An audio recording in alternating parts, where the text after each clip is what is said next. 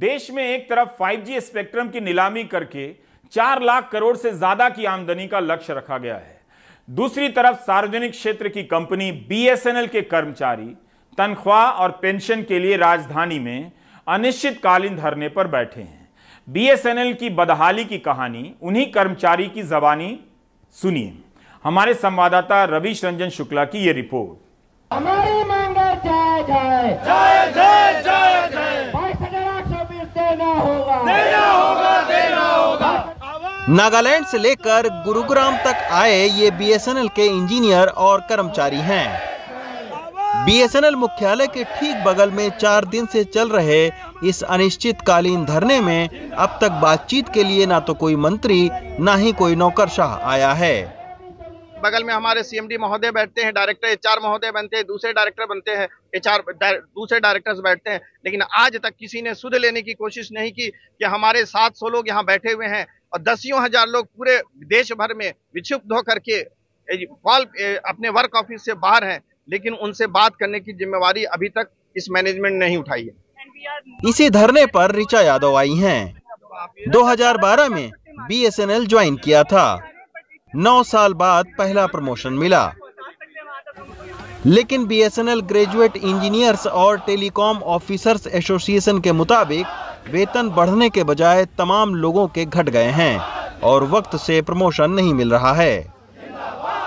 Sir, हमारा point यही है कि किसी भी डिपार्टमेंट में एम्प्लॉय का सेटिस्फेक्शन बहुत मैटर करता है, और वो किस चीज से होता है, या तो हमारा पे स्केल अच्छा हो या हमारा टाइम बाउंड प्रमोशन हो, या दोनों ही चीजें मैनेजमेंट ने गड्ढे में कर रखी है। सर, 10-12 साल के बाद मुझे पहला प्रमोशन मिला है 2021 में। 2010 में मैंने डिपार्टमेंट ज्वाइन कर लिया था, तो ये कितना डिप्रेसिंग है, यू कैन इजीली अंडरस्टैंड।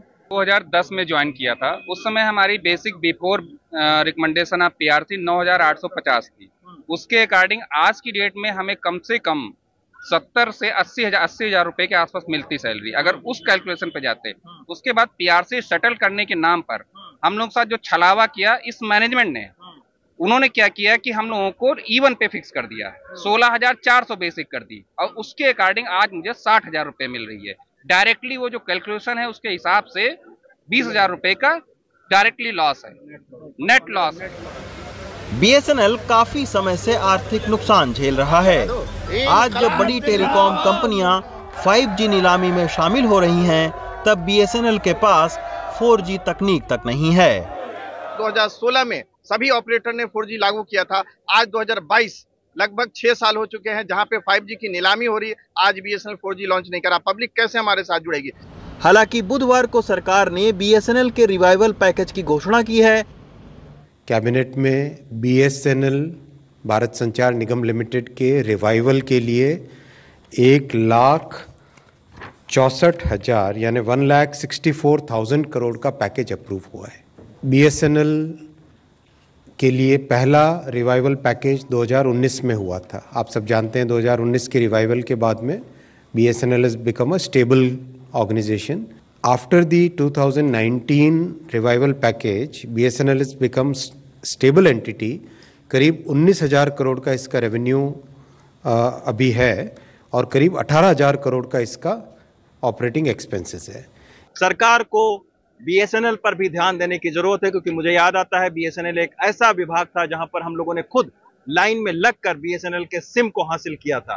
तो आप सोचिए कि ऐसी कंपनी की ये दुर्गति हो गई है कि आज की तारीख में ना इनके एम्प्लॉय को पेंशन मिल रही है और ना ही प्रमोशन। दिल्ली से रवीश रंजन शुक्ला, NDTV इंडिया। आप देख रहे थे प्राइम टाइम। नमस्कार।